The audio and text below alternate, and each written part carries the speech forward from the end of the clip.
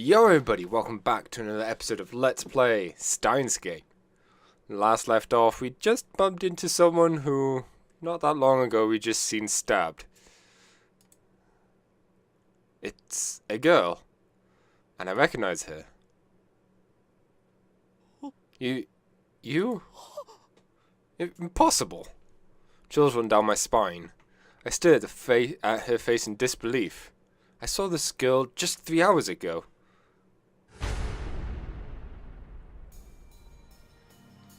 Maske? Krisu. Is there something wrong?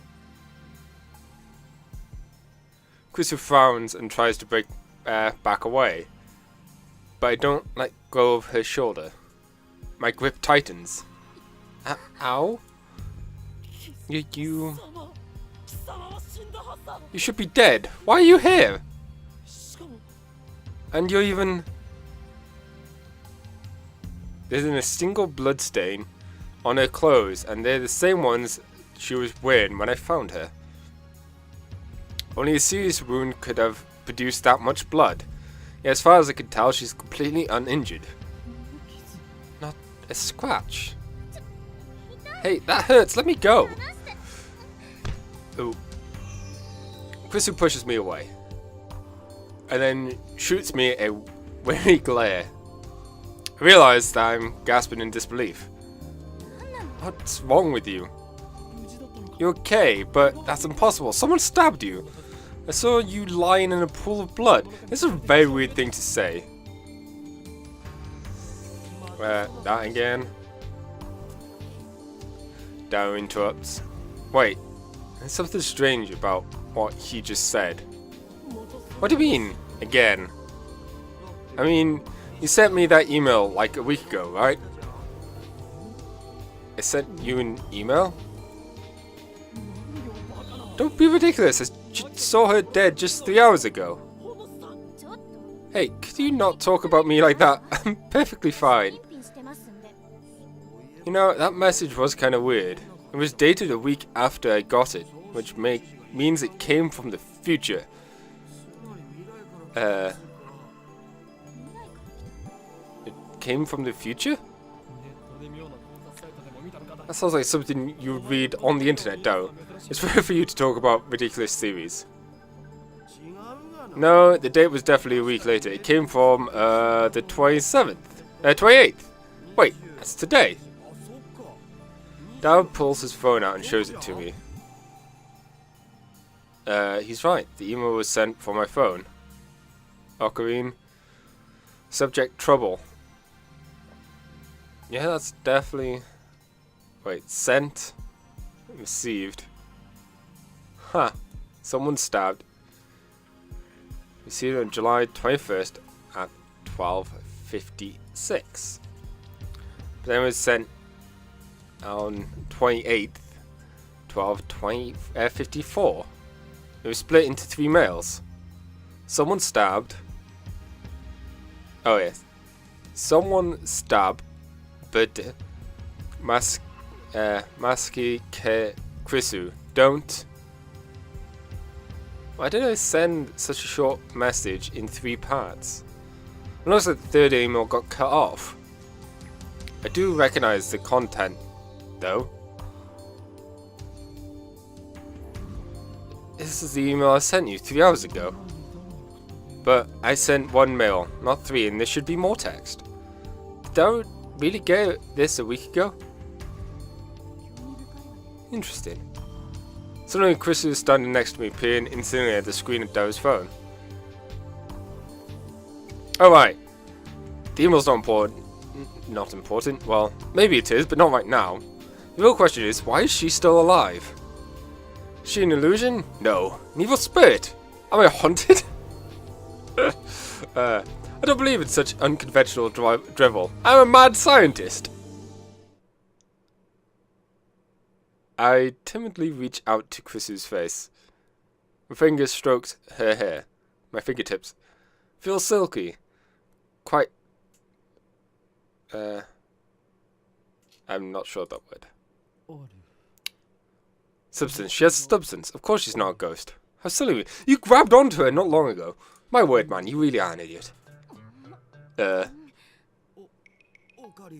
Oh, Korean, I don't think that's a good idea. I poke Krisu's cheeks with my fingers. Such softness. Dead bodies don't feel like this. Not that I ever touched one. Hey. Wait a minute.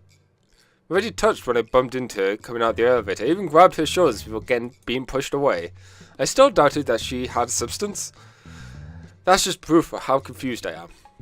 If she's alive, then what did I see back at Mighty Can? What was the scream I heard?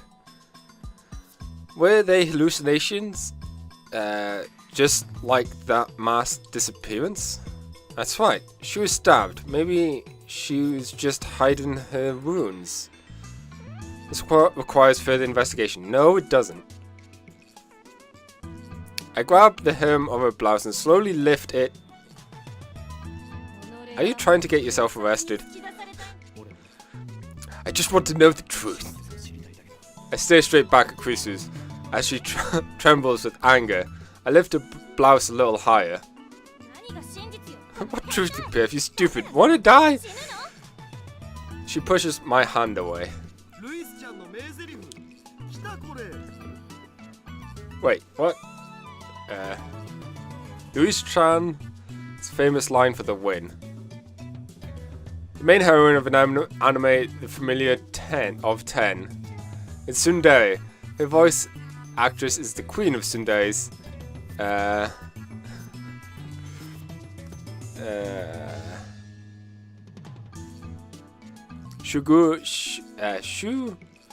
Shugimae Re.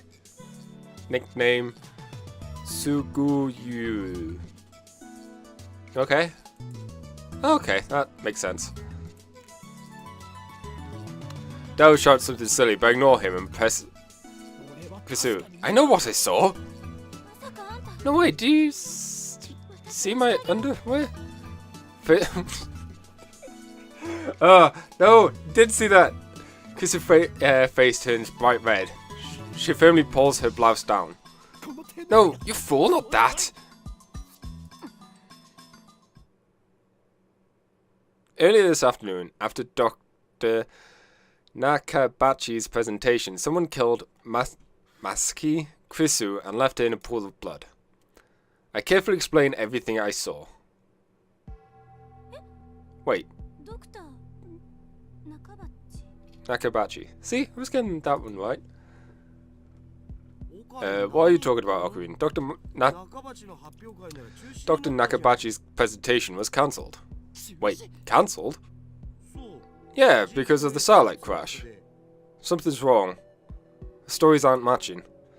It's the same thing that happened right after I saw the mass disappearance. My Uri story didn't match mine. I need to know. Am I caught in some sort of sinister plot? Is it another one of the organization's conspiracies? Excuse me,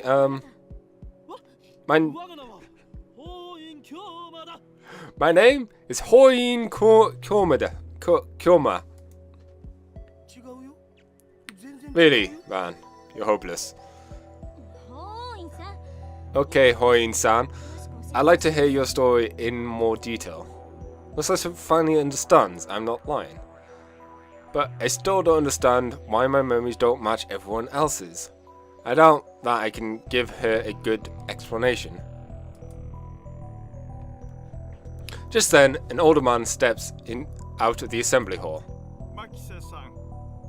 Maki-san, it's almost time. Oh, right, yeah, thank you. And Krisu glances at me one more time and then sighs and heads towards the small conference room. We should go too. Go where? To hear the lecture? Duh. Ah, that. The reason we're here, after all. Dao follows after Krisu. Did she came to attend the lecture too? Strange. Why would a girl genius, Maskise? Oh, crap. Attend the lecture. On. Let's see what that was. Full screen config. Wait, backlog. There we go.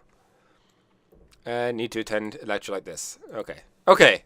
I guess it was a bit off. The girl genius didn't come to attend the lecture. I'd like to thank everyone for coming to hear me speak today. She's the one giving the lecture.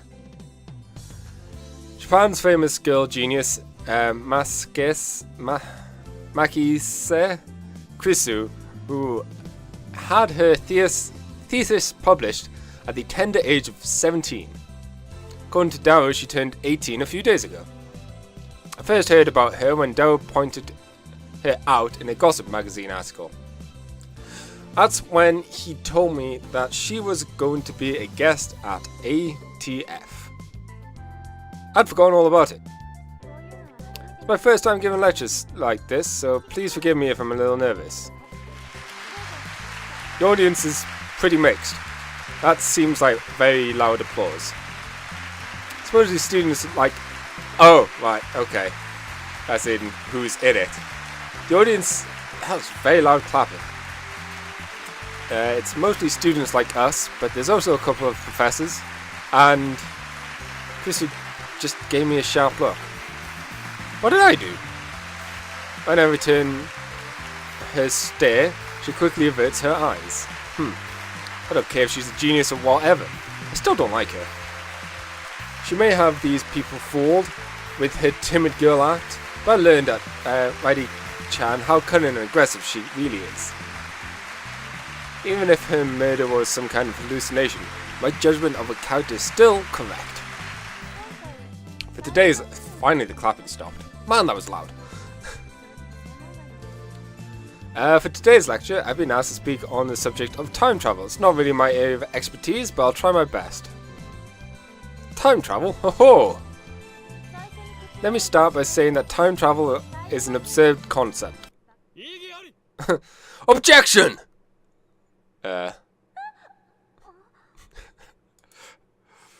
Every member of the audience, not just Krisu, stared at my interruption. That was very quick at the, didn't even give her a chance to explain why it's an absurd concept. Perhaps I'm being slightly rude here, but I'm not one to just sit and listen to some genius girls drivel. It's preposterous for you to claim that time travel is absurd.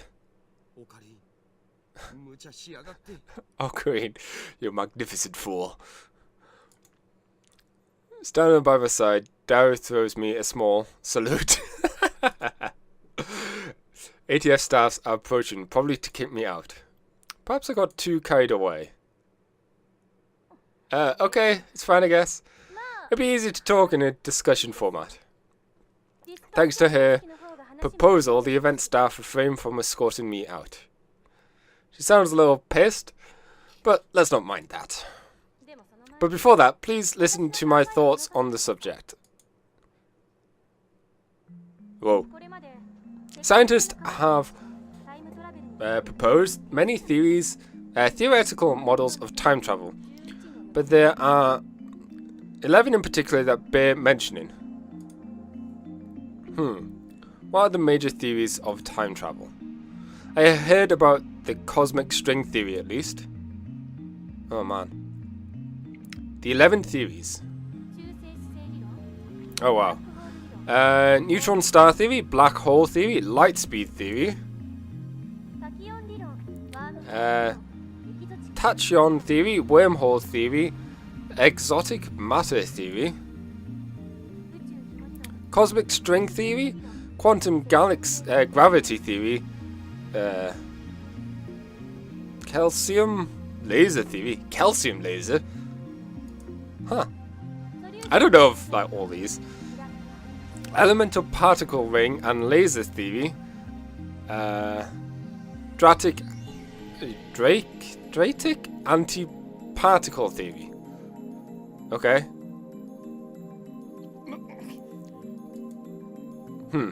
Not bad. Perhaps Krisu is a worthy rival after all. However, all these models are purely theoretical. Some of them even contradict each other. Contract each other? Well, what if someone comes up with a 12th model? Right. Well, it could be counteracted by the 17th model. Now, couldn't it? 13th. Damn it! She twisted my question and used it against me. Touché, genius girl. Suddenly, I feel eyes on me. Some puffed up professor giving me hard looks from across the room. Maybe got too carried away. I don't risk losing my credit. I should back off for now. By the way, time travel to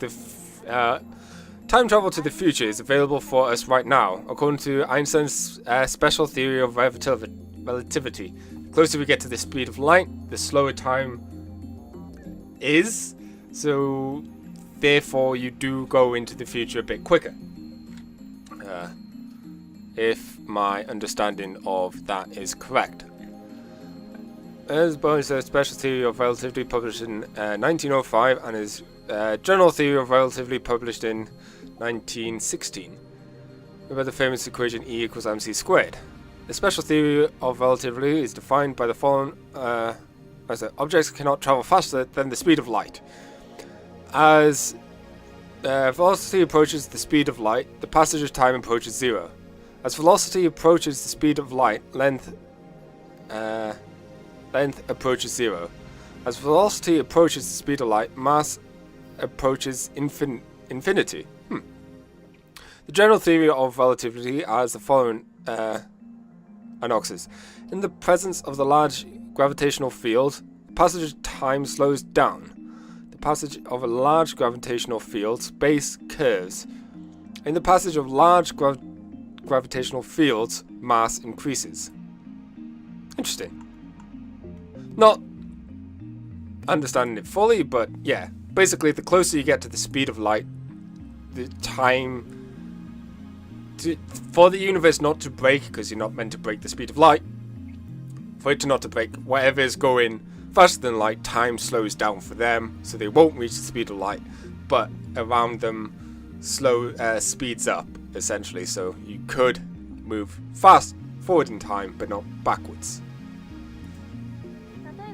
For example, let's say someone were to go up to Hadian Airport and board a plane towards Okeana.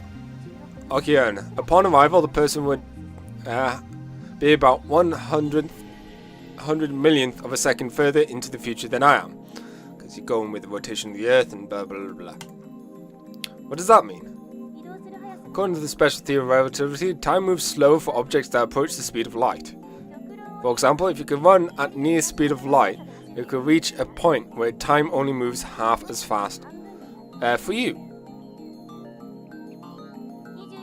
If you were to keep running at that speed for 24 hours, 48 hours would elapse in the rest of the world, meaning that you'd just jumped one day into the future. Understand, Haoyin Koyama? Gah! Why are you singling me out? Doing my best to hold back, but looks like Krisu wants to pick a fight. Wish she hadn't said that name in front of so many people. It's too great a risk to let others know my true name. But that's not really time travel, is it? Now, a professor calmly makes an objection. True, Chris's example isn't strictly time travel per se, but I never expected an old man, a professor at that, to refute a 18-year-old girl. Maybe he's just testing the genius girl's resilience. Yes, you're right. Genius girl readily concedes the point. If she were a normal 18-year-old, it would be impossible for her to keep this calm in front of these many people, would it be?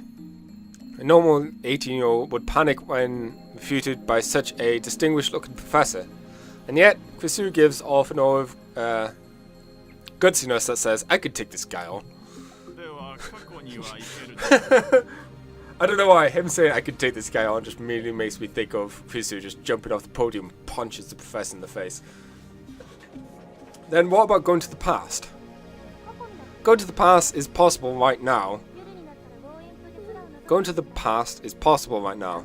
Take a look at the sky at night. You can see light from tens of thousands of years ago, can't you? That's not time travel either. This time, a nearby student objects. Well, I was just getting started. Is it just me or did Kusu look a little nervous just now? Let's say you wanted to make a machine that could physically transport people through time. What would we need? The best candidate for this are cosmic strings and wormholes. Cosmic string is a string-shaped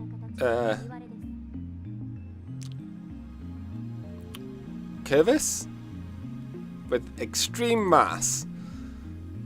String-shaped crevice. That must be how they entered our universe. What is that? That must be how they entered our universe. But do cosmic strings really exist? Wait, hang on. I've befuddled myself.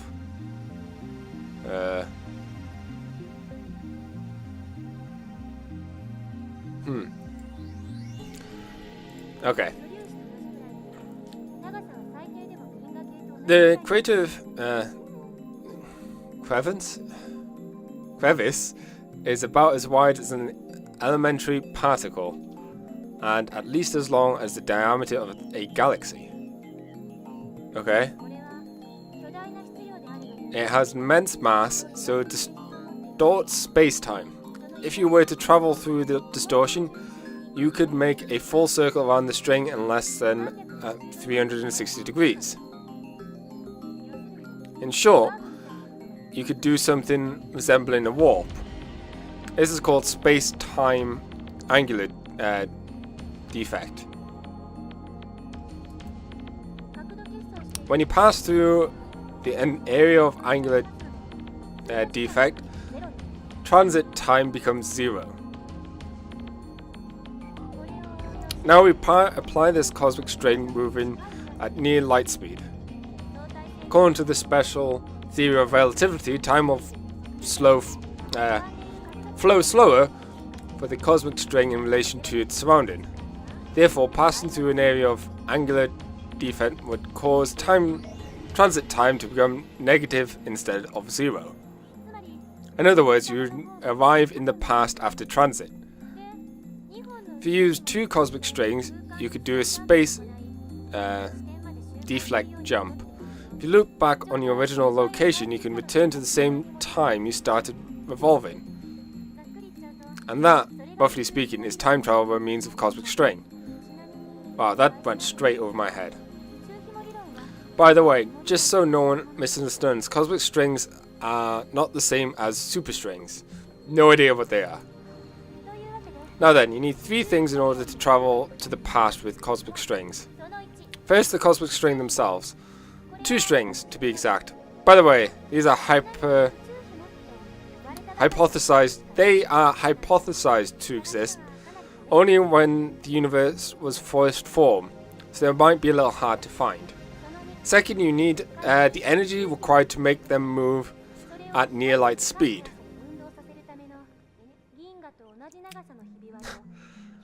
How much energy do you think you would need to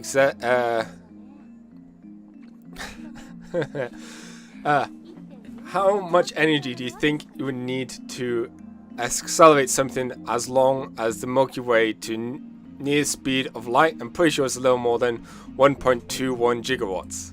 Okay, I need to see what the tip says about this. Originates from the 1980s trilogy of Hollywood movies about time travel machines and time paradoxes. The first movie, the inventor of the time machine said it needed 1.21 gigawatts of power to travel through time.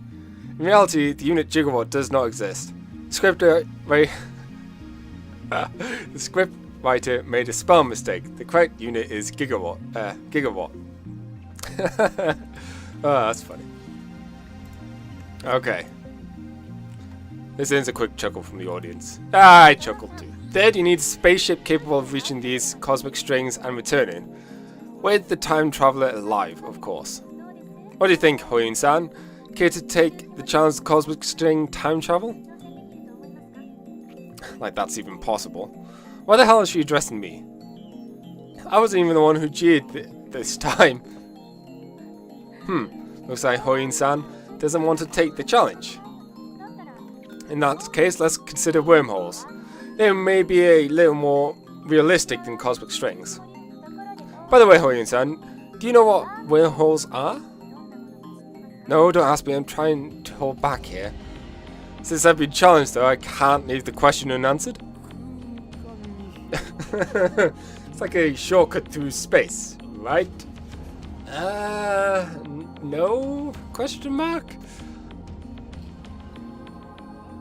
Yes, that's correct. Oh, okay. I'm not sure, like... I will say, right now, I know very little about science and space science. So... I don't know what I think. Whew, I got it right. A sigh in relief. There are two wormholes joined by a tunnel. No matter how far the wormholes are, transit time through this tunnel is 0. But oh no! There's a problem. The wormhole tunnel suffers from supergravity and collapses as soon as it opens. The wormhole collapses on itself due to its own immense gravity. So we need something to negate the effect of gravity. Oh. Exotic matter has negative mass and negative energy. So-called exotic exotic matter, a substance with negative mass, which responds other matter. Repulses? Negative mass, huh? Is it something that floats if you leave it on the ground? Maybe not. I can't even begin to imagine what it would be like. Crystal raises her right fist. Say that the wormhole tunnel is being squished by an invisible fist. In order to pass through, you need something that could oppose the fist's grasping force, so that I can't squish anymore. Crystal opens her fist. Oh, okay. Right, I get it. The reason why wormholes don't work, or won't work, is the fact that if you try and go through and you'll just be crushed, you need something to widen the tunnel, per se, and this is what the exotic mask is. Stabilize the tunnel with the exotic mask injection. Instantaneous travel between wormholes become possible. To travel through time, however, it takes a little more effort. For example, let's say there's a wormhole entrance here in Akihabara and the exit is in Los Angeles. First we send the wormhole in LA all the way to the end of the universe at the near the speed of light. Once it's there, we yank it back to LA. How? According to this, this is theoretical now. So, Ocarine. According to the special theory of relativity, time slows down for objects moving towards the speed of light, meaning that the hole that returned to LA would be further in the past than the Akihabara hole. So now if Hoyun-san jumped into the wormhole, he arrived at LA several years before he left. Huh. However, this still can't be called time travel. It only seems that way. This is called Urashima Effect. Okay, I won't know what that is. Science relativity, a phenomenon originating from the fact that time slows down as the object approaches speed of light. For example, imagine that an astronaut travels to a nearby star and back at close to light speed. This trip might take a few years for the astronaut's perspective, but he would return to Earth to find that thousands of years have passed in his absence. Okay. The important part is to return to Akihabara from LA through the wormhole once more, since the time travel is 0. Hoyo and San will return to Akihabara several years in the past. Time travel complete. The prerequisites for the wormhole travel are simpler than ones for cosmic string travel. First, the wormhole himself. They may exist somewhere in the universe, but no one has ever seen one. Secondly, the energy required to move the wormhole to the end of the universe and back at near light speed. Third, exotic matter, which, by the way, has not been confirmed to exist. And, you know, we don't necessarily know if wormholes exist. I mean, everyone agrees that they do? I don't know. This is where I'm just, you know, making stuff up as I go and hope. So, implementation of either one require a ridiculous amount of energy. Now, do you see what I mean when I said time travel is an absurd concept? Time travel theories are just thought experiments. Not one of them can create a viable time machine. That is my answer. Isn't there anything simpler? Like something you could pull out of a drawer and just use it or something? I'm afraid not. A firm declaration. This is the limit of modern physics. I can't say how it might change in 10 years though. Besides, even if someone did overcome the logistical requirements, there would be many other factors that prevent time travel from working. And that's because fundamental problems considering the principle of causality have not been solved. I just want to double check. Scientific and philosophical principle that states that every event has a cause, and it is by that cause that an effect is produced. The theory of relativity is founded upon this principle. However, quantum physicists have observed micro-scale phenomena that do not appear to obey this principle of causality. That's interesting.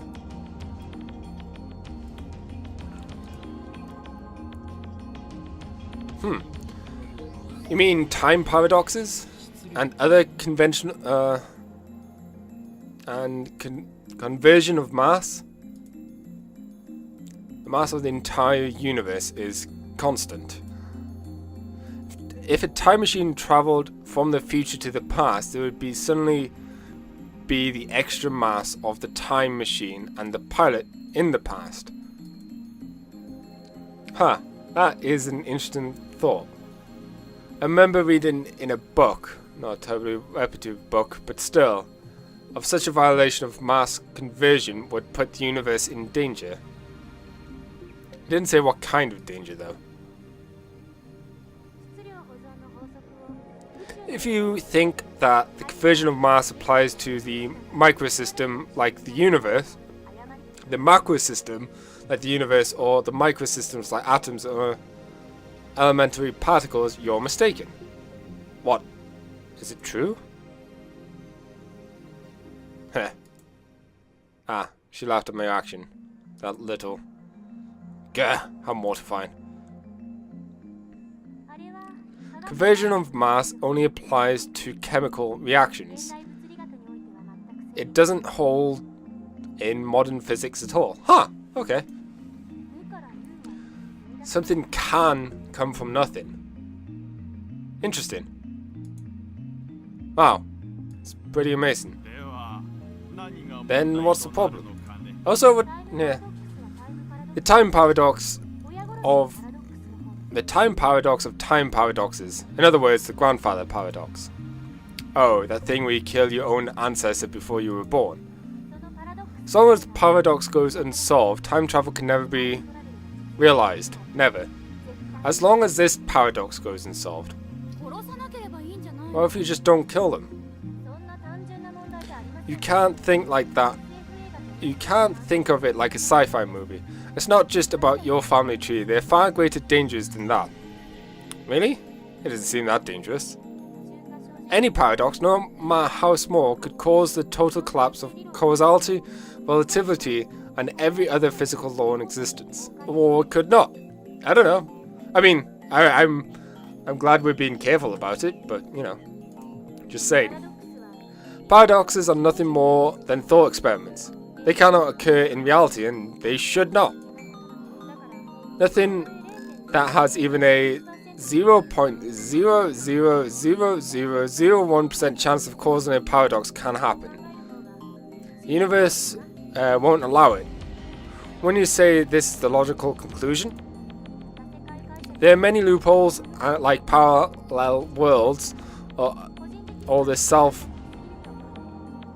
There are many loopholes like parallel worlds or the self-concentratory, no idea, principle, but these seem too much like fantasy for me to accept.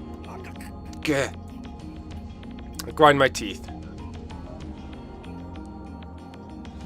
When I see Krisu looking at me with her composed expression, I avert my eyes. Looks like I have no choice but to concede. Krisu truly is a genius.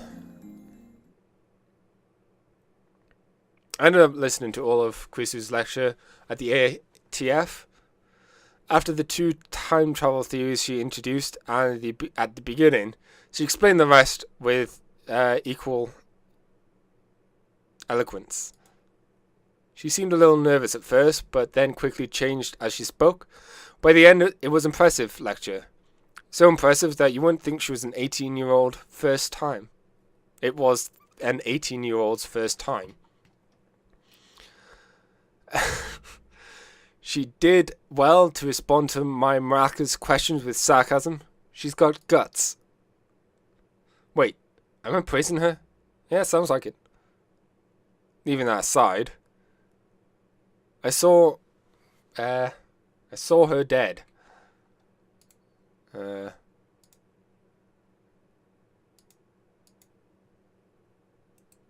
don't have the I don't have the message from my outbox to Darrow. Now that I think about it, can't call anyone. I don't know why I suddenly bought my phone. I just thought it might be. Oops. Oh, so okay, that button is to hide. I saw her dead, and yet she's alive. My memories don't mesh with reality. And not just about Krisu. Our conversations with Darrow and Mayuri didn't make sense either. Everything would be solved if I just told myself that what I saw was a dream, an illusion. It never happened. But never say never. This leaves me with no choice.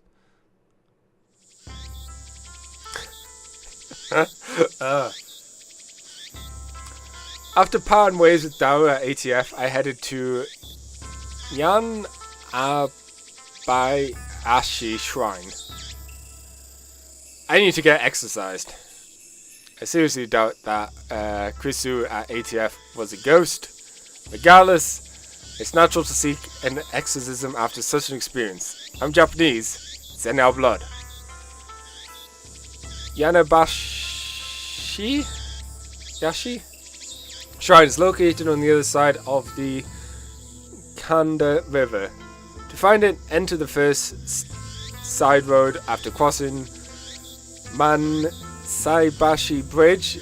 It's a very small shrine. It doesn't fit with the surrounding multi-turret buildings. Kanda Myojin is more famous shrine in Akiba, but I deliberately choose this one. The shrine is so small you could easily miss it if you weren't looking. Regardless, I can hear the chirping of crusades from the few trees growing here. It's Ocarine! Tutu! The two girls standing in front of the main building. One of them is Mayuri. The other is a docile-looking beauty in a traditional Miyoko attire. Let's just see. Shrine maidens, priestesses, In the Shinto religion, Miyoko typically dress in a white kimono with a red hankama or skirt. Their role is to assist priests when performing rituals and events.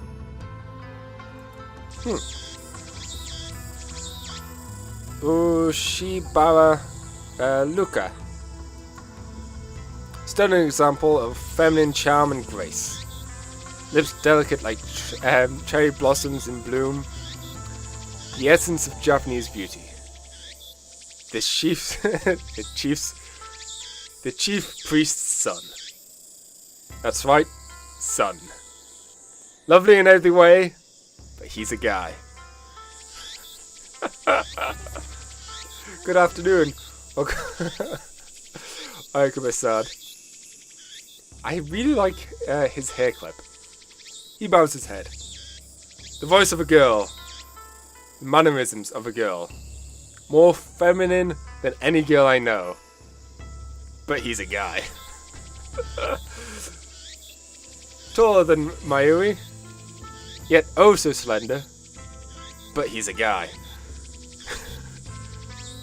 Looks stunning in her Miko robes. But he's a guy. Holding a bamboo broom. Apparently in the middle of cleaning. But he's a guy. And it's almost everything. Yet still hot as hell outside. It's almost evening. It's still hot outside. But he's a guy. Damn. Saders won't shut up. But he's a guy.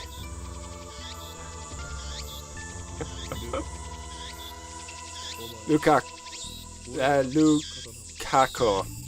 That blade I gave you. What happened to it? He's a friend of mine. I call him Lukaku. We met when I rescued him from some aggressive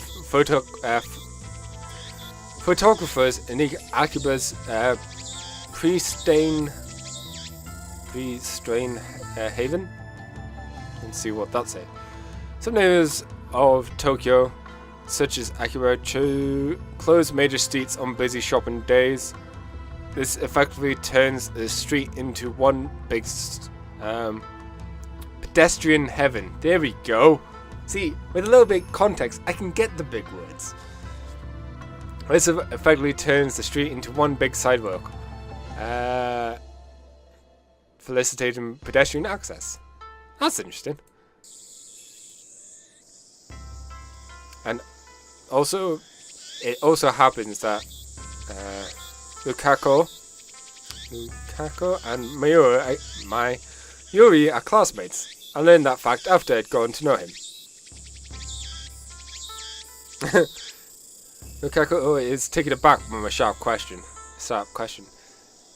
He starts fidgeting with a flushed face and tears in his eyes. You mean demon swords? Some idea? I brought it to you so you could learn to control your power. Oh yeah, I bought a blade. You bought it at Bladeworks, right? I think you said it cost 980. Don't say another word. Any more of that and they'll come to silence you. They're gonna silence me? Thanks for worrying about me, Ocarine. But who are they? I ignore Mayuri's question. So, Lukaku, you're making sure to practice with Sam Idere, like I told you? Yes, I do practice swings every day. As long as you carry it and master the Shaishin Zaima school of swordsmanship, you can prevent the dark flame inside you from consuming your soul. What the hell is he on about? Demon sword Sam Idei Dai may be an imitation sword, but that is the only. But that is only the form it takes to hide from the world. When one worthy to wield it appears, it unleashes its true power. And it was on sale for only 980 yen, tax included. Thank you, Okabe-san. It was a wonderful present. My name isn't Okabe. It's Ocarine. No, damn it, it's Hoya. It's the name I can't say. I'm sorry, Koyama-san. As long as you understand, now speak the words. El Sai Kongalu. No, not Kongalu, Kongaroo. Oh, yes.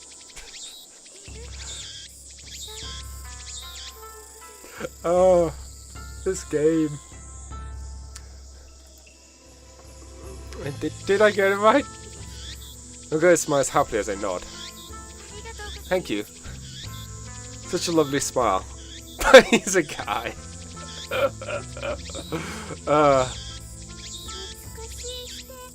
Such a beautiful master-disciple relationship. Mayushi's not a Fujishi, but she's getting a little excited. Fujishi? Term for female otaku who are particularly interested in yaoi, in works of fiction that depict heterosexual relationships between men. Does not apply to female otaku in general. Ah, fair enough. It works one of yeah. Mayuri-chan, please don't imagine such things. Jeez. Though we do have a master-disciple relationship, I, Hoyoin Kayoma, have gone to great lengths to brainwash, teach. Don't be mean to people, stupid Ocarine, about the evil conspiracies that rule the world, and how to resist them. That stuff about the demon sword, Samidare, is part of the training. Looks aside, Nukiao is very obedient and hardworking. Plus, he's always eager to learn new things. The master couldn't ask for a better disciple. Though he does have the weaknesses of not catching on too quickly and being too shy.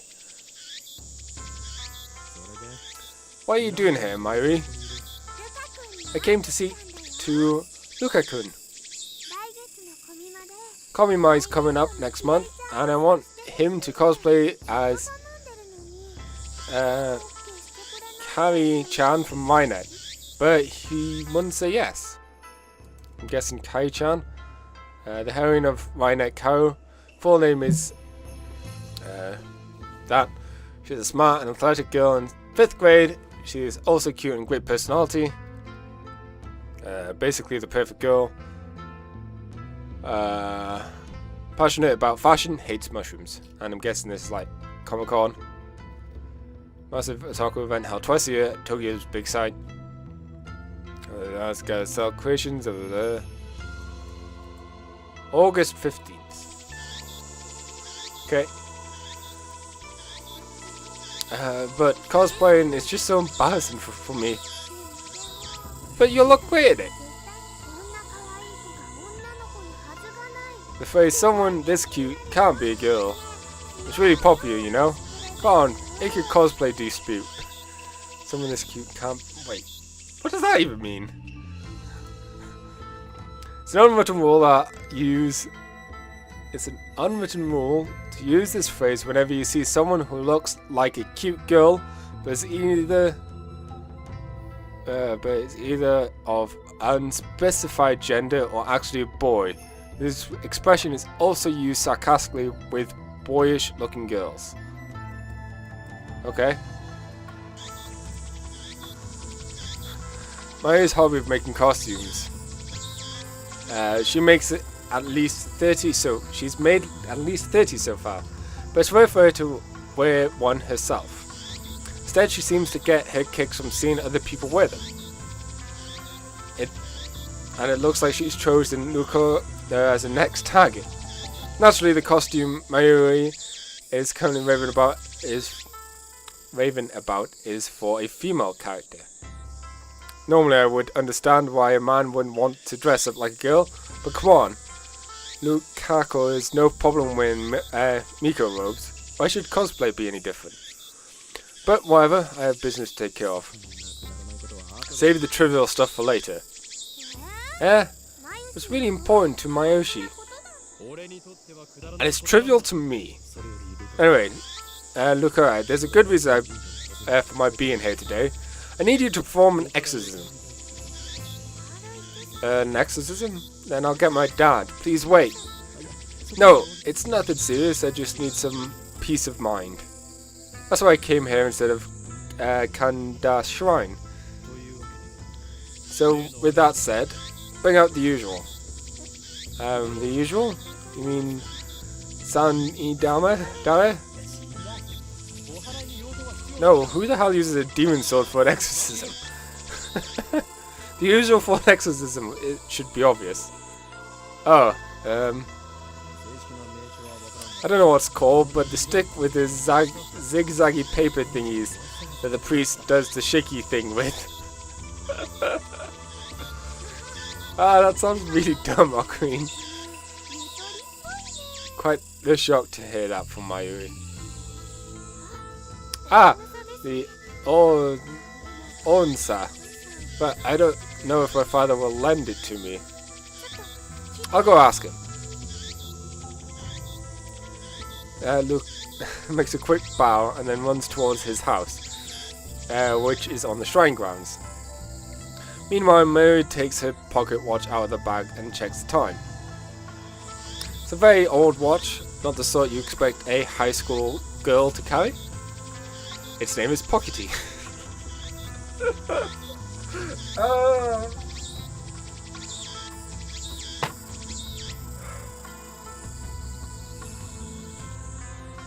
Its name is Pockety.